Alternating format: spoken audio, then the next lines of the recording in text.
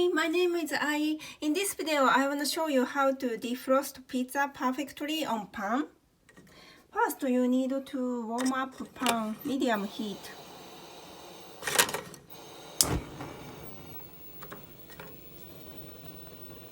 And you don't need to add any oil. This is just water remained after washing. And you need to heat up pan little bit. And you need to defrost pizza for 1 hour during winter or for 30 minutes during summertime. Or you can just warm up pizza just for a short time, 1 minute in microwave, but I recommend naturally defrost than using microwave because AGE will increase if you use microwave, and 1000 watt to defrost pizza is really harmful to human body, so it's better to warm up on the pan. And after you heat up well, you can place the pizza like this.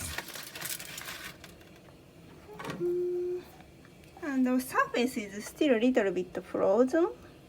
So it's okay, it will defrost. And later you need to show, better not to have super strong flame. It's better to warm up slowly to prevent burn.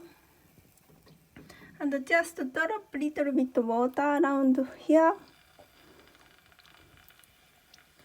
It's like baking dumpling on the pan. When you bake outside crispy and inside moist dumpling, you need to steam bake like that. You can steam bake pizza like this. And don't forget to put the lid during your steaming pizza.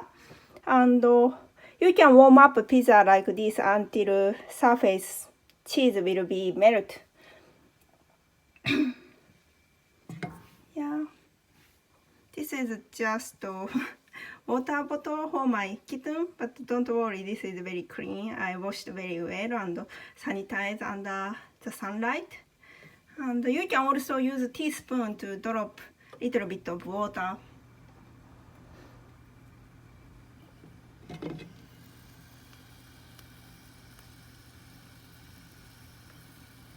This way is the best than microwave, like the outside crispy, and because pizza dough is the most important, so